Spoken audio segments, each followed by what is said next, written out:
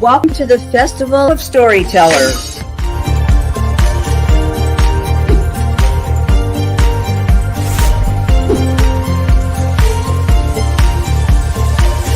I thank everybody that's involved with this process because we know writers need readers and writers need publishers.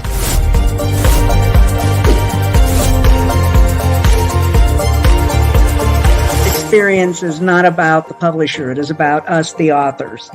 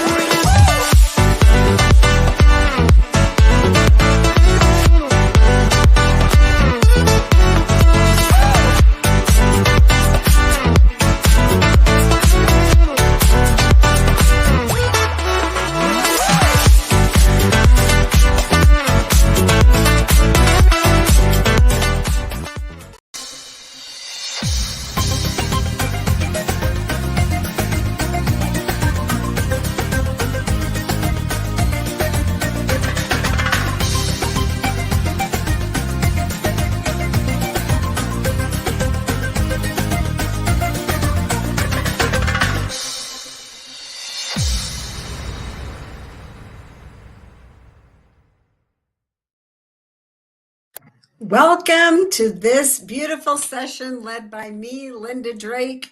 Happy February 1st. January is over. Now we are moving into February. Joyous. I just would like to introduce myself before we get started. This session, by the way, is going to be on the topic of letting go. So you'll be able to ask questions about my books or anything about me, and or anything about letting go. And I'll tell you more about what that means to me in a minute. My name, like I said, is Lynda Drake. I am the mother of 3 powerfully imperfect kids that are now 37, and I have 2 30-year-olds. I have 30-year-old twins.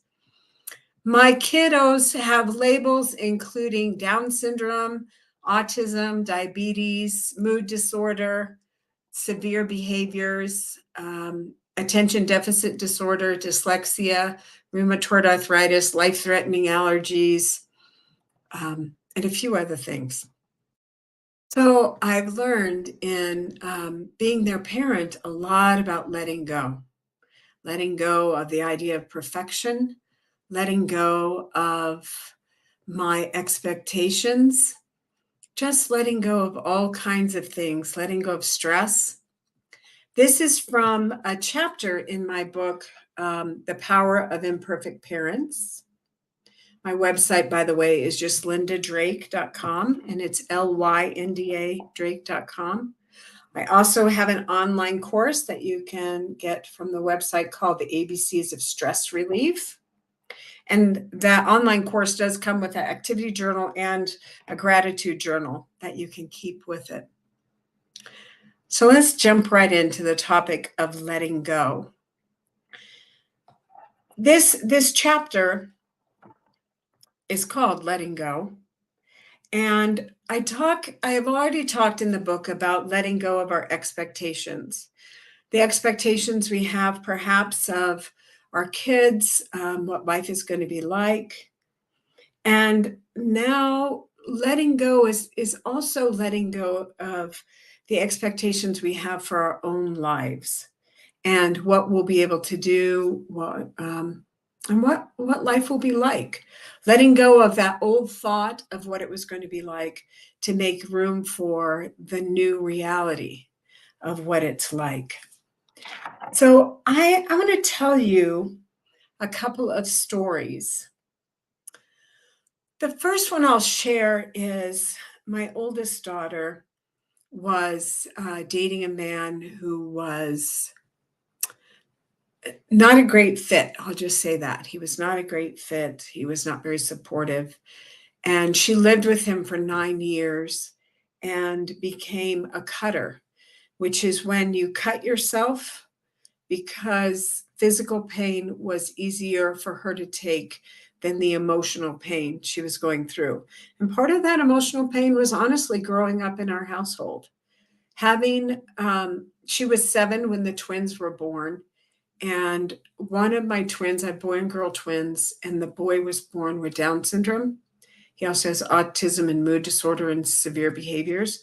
So that really changed her life. That there was definitely some traumatic moments in there, moments when Alex's behavior would need police intervention to help calm him down as we would restrain him. So it wasn't easy. It wasn't easy. And also, my husband was an alcoholic. I mean, he was very functioning and did his best for sure, but there still were challenging times. And I didn't realize that she had become a cutter until she moved back home after living away from home for about 9 years.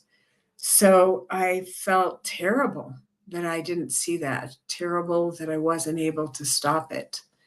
And learning to let go of my guilt around that, shame around that I wasn't able to see that.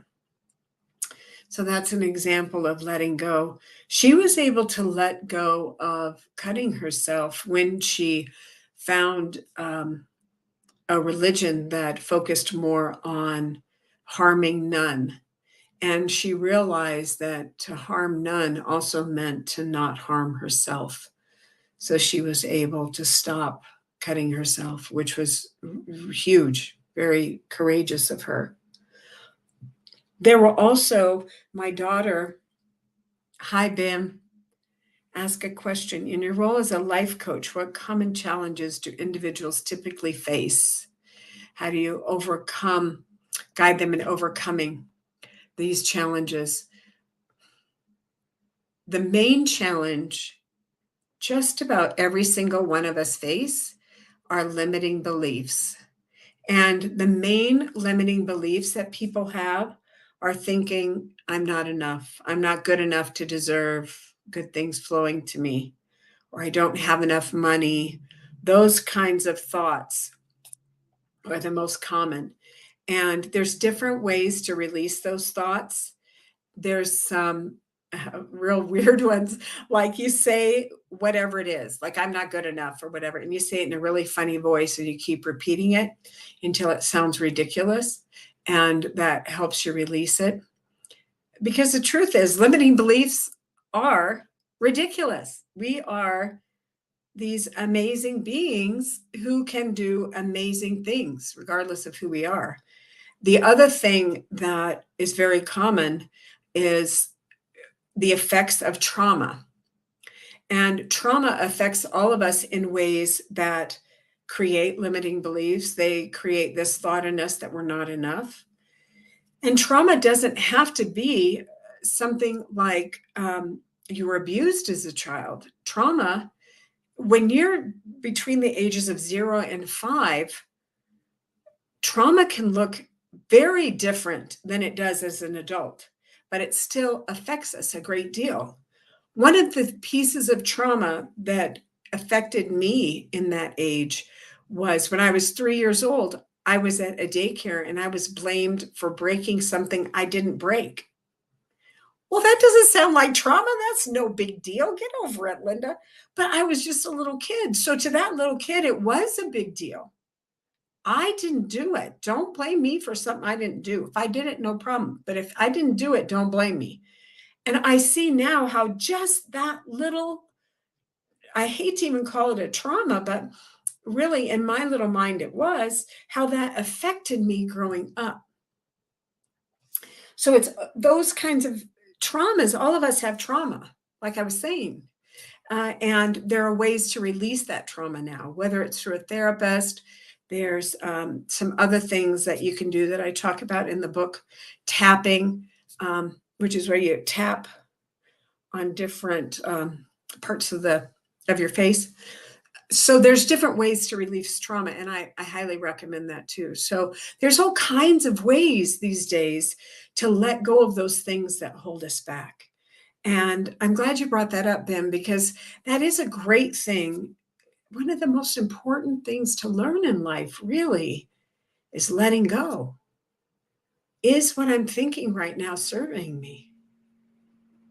Is what I'm doing right now, is that taking me where I want to go? And if not, can I let it go? How can I let it go? I'm going to read a little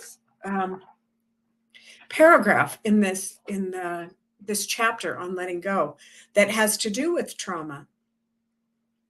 And I've worked with people. I also worked as a job developer for 21 years, and that's where I've helped people with all types of disabilities, and those experiencing homelessness, I've helped them find work. And I've seen in that so much trauma, so much trauma. As a matter of fact, let me tell you a story real quick. I worked with a man who, this was in the early 60s, and he was just a child, about 5 years old, and he had a brain tumor. And the last thing he saw with his physical eyes was a saw spinning. He was laying on an operating table, and the saw was spinning at him towards his head, and then he fell asleep. Well, when he woke up, he was completely blind, because when they removed the tumor, it also removed the optic nerve, destroyed the optic nerve. So he was blind. And oh my gosh, he is such an amazing guy. He is now a songwriter. He's worked for the IRS and some other call agencies.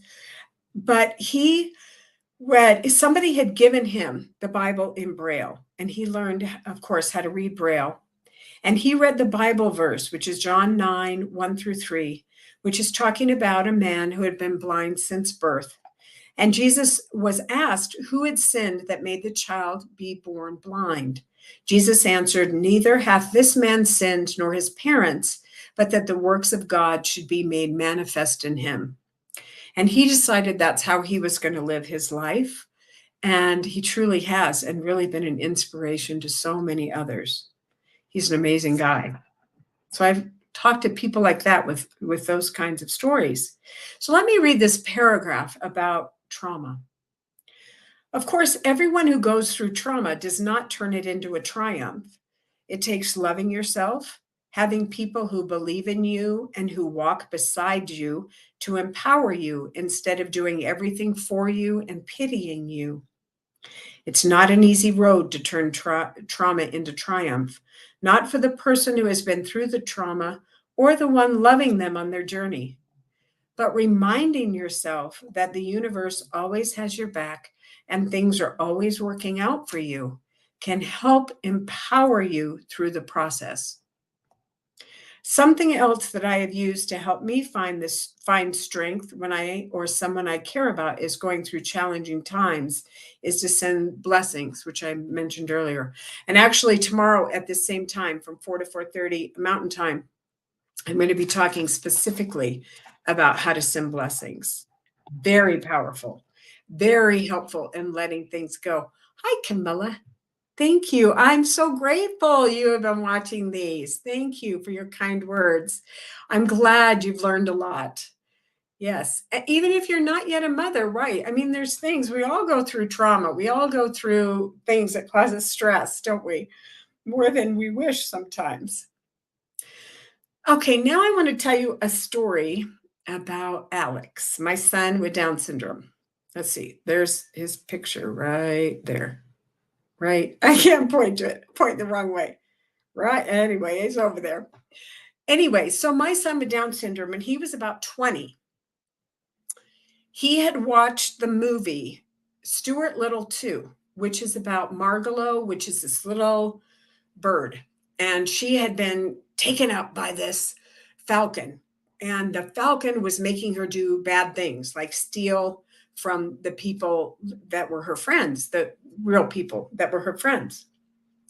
So Alex had been watching this movie at least 5 times a day for at least 5 days. So he was fixated on this story of Margalo.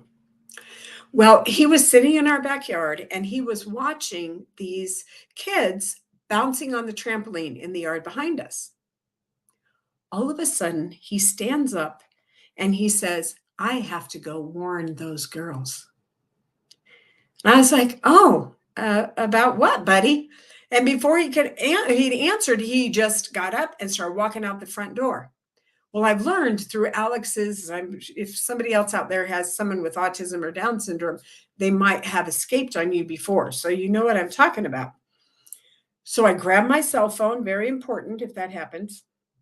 And our blocks are really weird. So it took about 15 minutes or more for him to walk around the block. Somehow he knew exactly the house. You couldn't see the trampoline from where we were going. He had never seen the front of this house, but he got to this house. Now, I didn't know these people. We had waved, but that's it. I did know it was dinner time and they were remodeling their kitchen. Their house was a little crazy, right? You can imagine. So Alex gets to their house. The first thing he says is, I have to go to the bathroom. I just said in my head, I didn't say it out loud. I said in my head, are you effing kidding me? Was not exactly. I used a few more letters than that, if you know what I'm saying. Are you kidding me? Because I knew there was no way we had time to walk all the way back around the block to go back to the bathroom. So I sent a blessing. I sent a blessing that love would lead the way and that whatever's in the highest good would happen.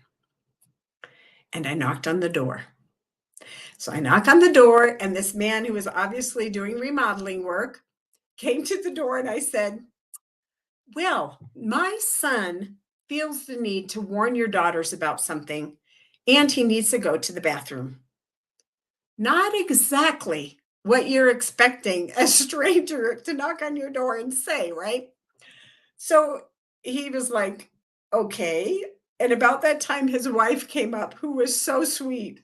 And she's like, okay, here's the bathroom. So she took Alex to the bathroom. He went to the bathroom.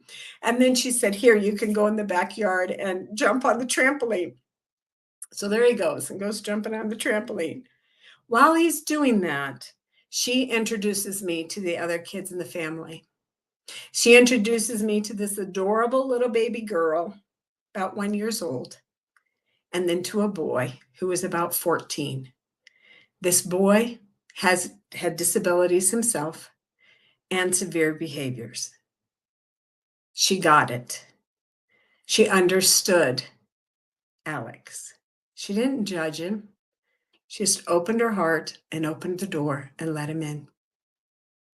Now, the question is, I had to let go, right? I couldn't be freaked out. So that's why I sent the blessing that whatever's in the highest good is what would happen. I just sent that out there. And look what happened. Now, the thing that I will never know, did Alex know that they had a kid with disabilities? Did he know that that was going to work out that way? Or is he just lucky? I'll never know. I do know the power of me letting go. Because that was one of those situations I easily could have freaked out about. Definitely. And they were so kind. And we ended up leaving. I got her phone number, and we have been in touch since. There have been times it's come in really handy to have the phone number. So I let it go. And what happened? Whatever was in the highest good. Alex was fine. He got a good walk in that day. And we were able to really connect with our neighbor in a way we never would have if he hadn't done that. It was a beautiful thing. So I want to read this paragraph about that. All right. Let me see. Ethan.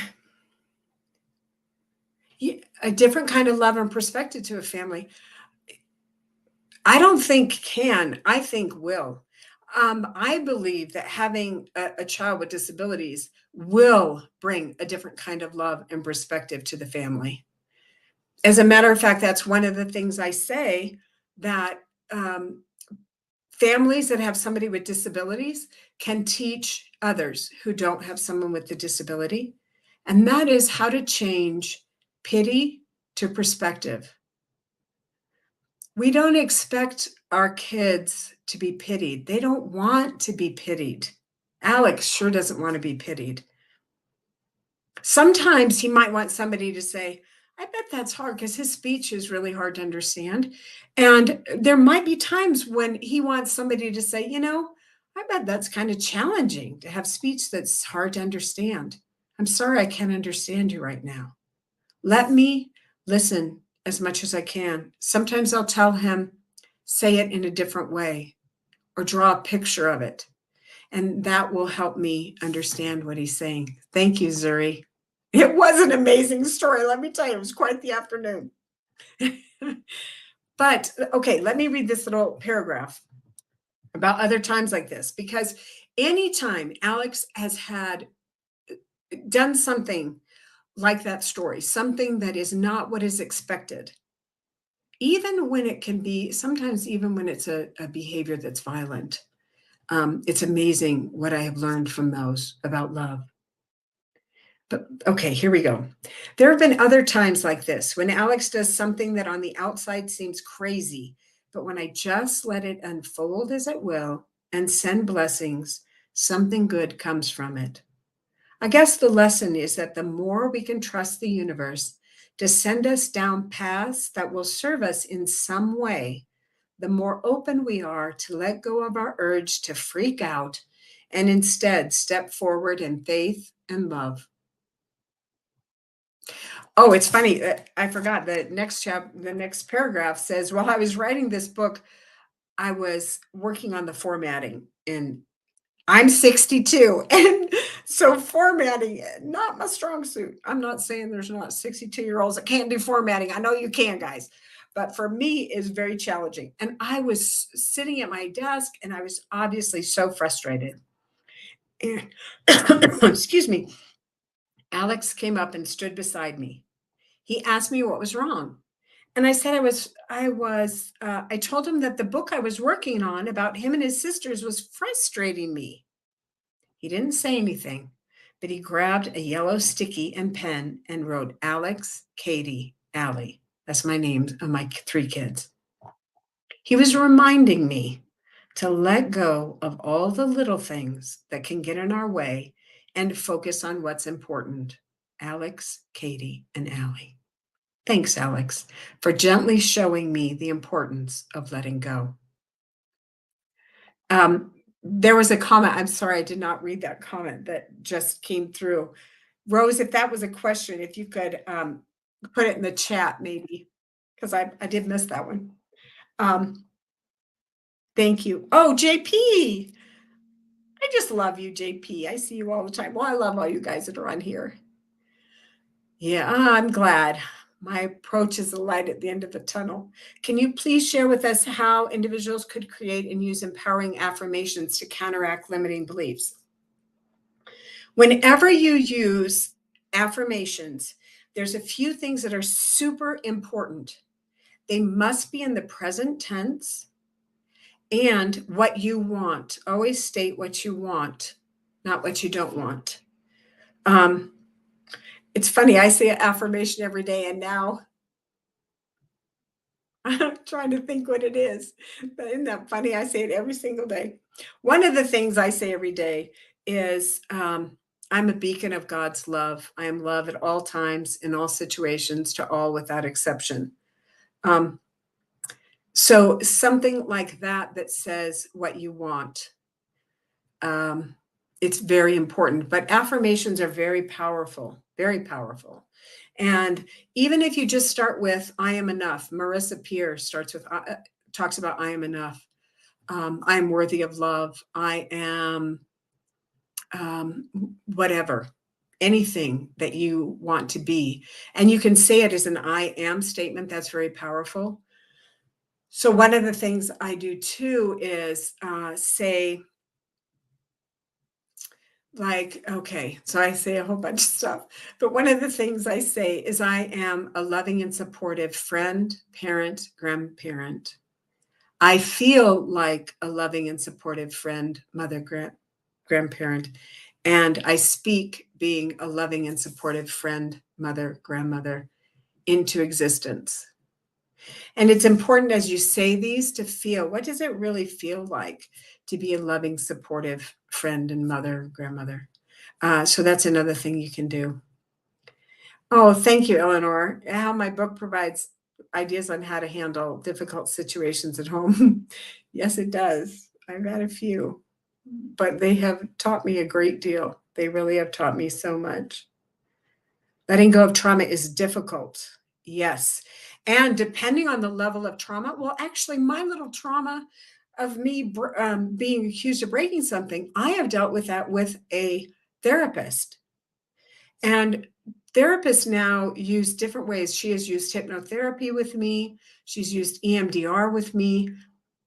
It is life changing to look at your trauma, be able to see how that trauma helped create who I am, the decisions that I make, and be able to let it go. One of the other things I've gotten huge help with, I have a dear friend, my best friend and mentor. He is helping me let go of trauma and looking at my behaviors and why I do what I do. But also Al-Anon, living with a husband with alcoholism. It is amazing the ways those of us who have lived and loved someone with alcohol that suffer with alcoholism, the things that we do in common and being able to help heal in that kind of a group has been amazing. And I just started that in May and it's been great. Okay.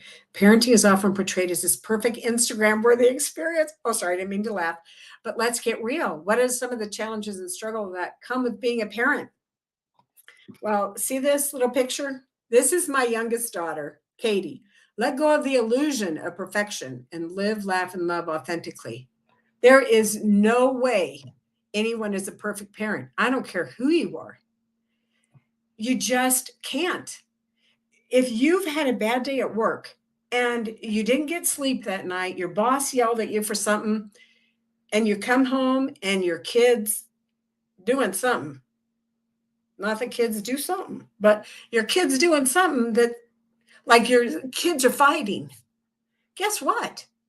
You are not going to be the perfect parent in that moment and say, oh, beautiful children who I love so much.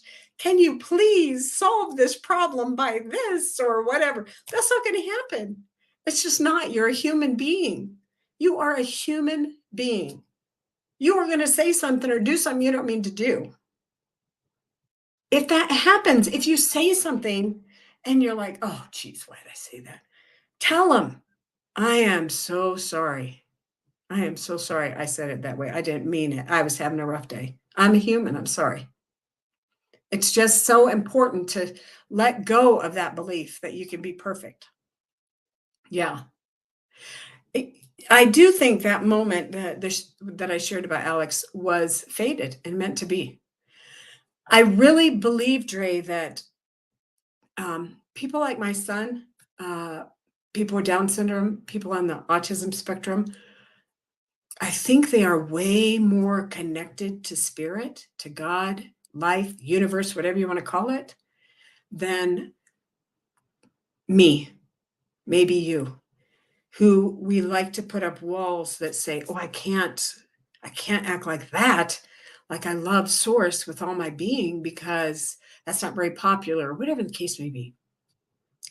But people like my son, Alex, they don't have that wall. One time Alex was at the airport waiting for a plane, and he just looked around at all the people waiting to get on the plane. And he said, God loves everybody here. I was like, you're right, dude. God loves everybody here. What a great way to see it. One time when he was 9 and I was putting him to bed, he said, God is soft and warm, and God always loves me. Wow. See God that way. Alex never worries about stuff. We have been through some really tough times financially as a family. we've been through bankruptcy. I've been in a food bank line. So humbling.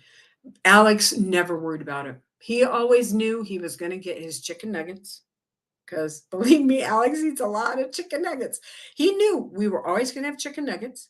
He was always going to be able to get whatever movie he wanted to rent or whatever the case may be, depending on streaming platforms or whatever.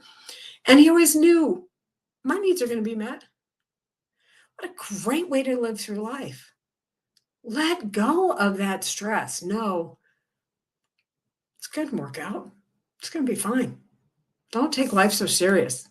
Just let go. Have some fun. Laugh a little bit. Hi, Chad. Inclusive parenting. What does it mean, and how can parents create an inclusive environment for their kids with disabilities?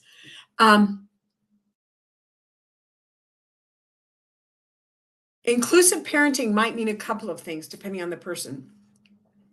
So when Alex was first born, he and his twin sister, the only diagnosis anybody had was Alex had Down syndrome.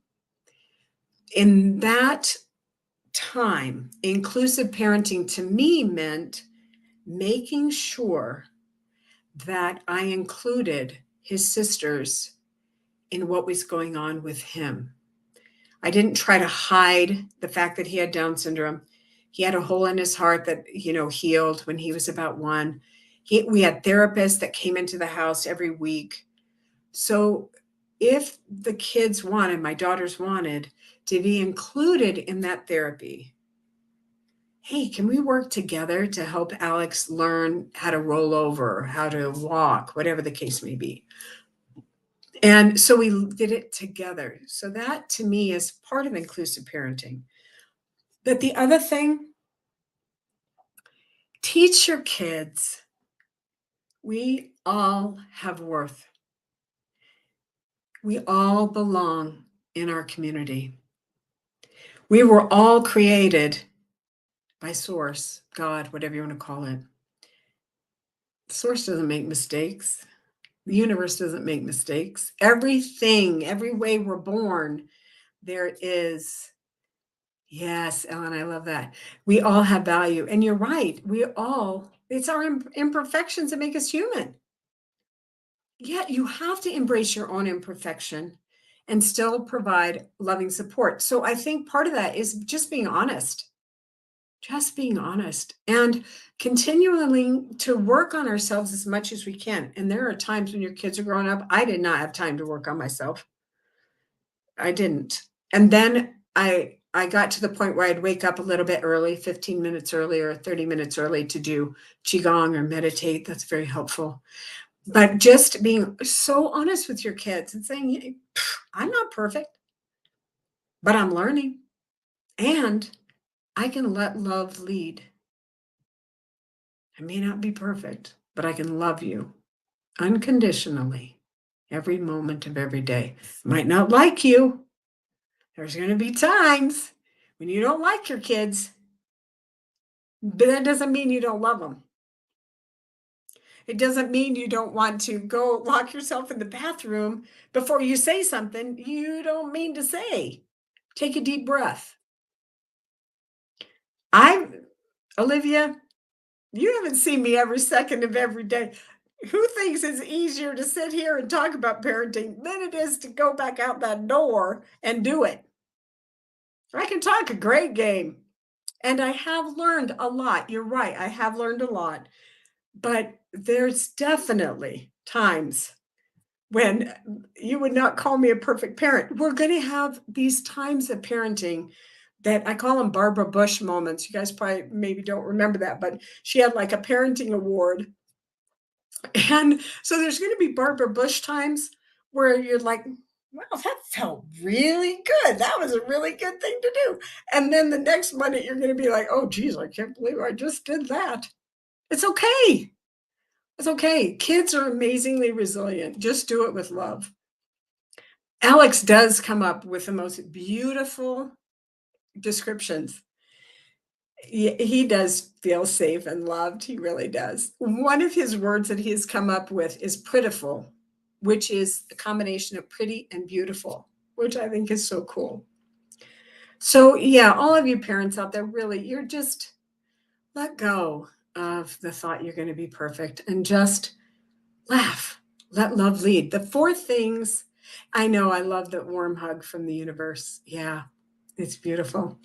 The four things I say that I hope people will get out of the book, but also just out of their parenting journey, is to find the lesson in what you're going through. I'm trying to put my finger in the right place. Find the lesson of what you're going through. Love. Always, always love. As a matter of fact, this is a picture of my twins at Katie's wedding. That's Alex and Katie. I just love the love you see in that picture. So keep love as your guide. Keep love as your guide. So important. Laugh. Laugh. There's some really funny things that happen. Just laugh. I'll tell you a story if I have a second.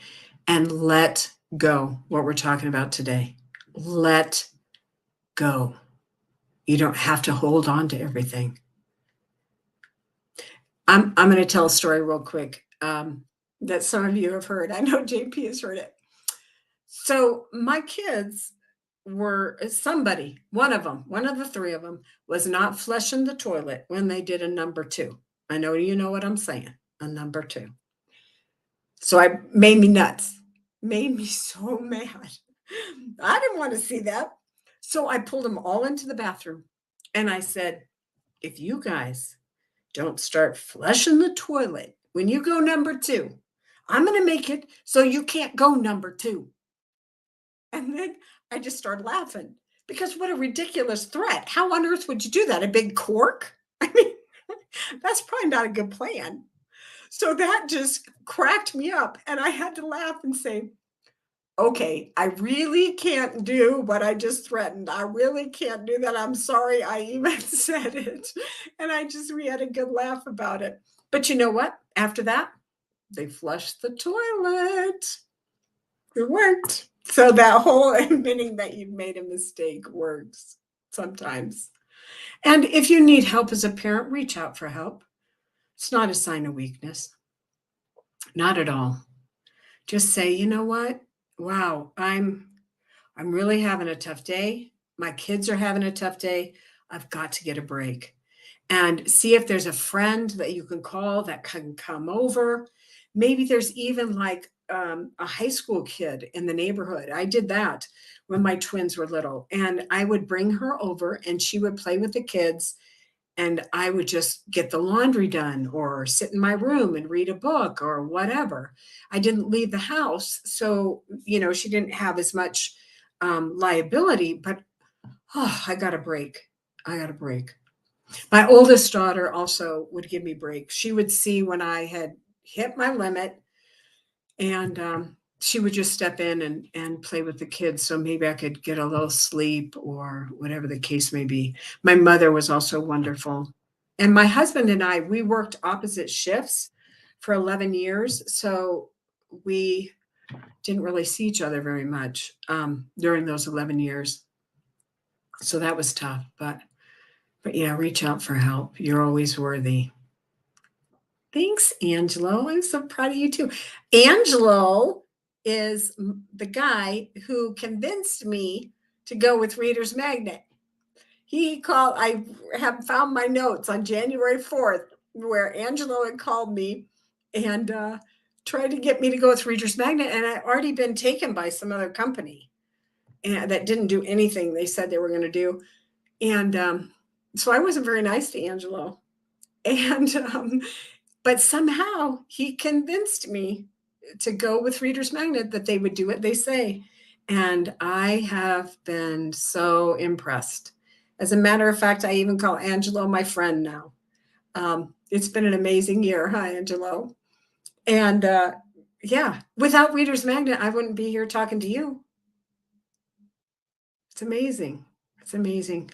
And I am so grateful, really, for all of you being on this call. And I send you all blessings of gratitude that you're here and all that you're doing in the world. I know you're doing great things. I have not heard from Rose how much longer I have. So does anybody have any questions? Or you know me, I can always find something else to talk about.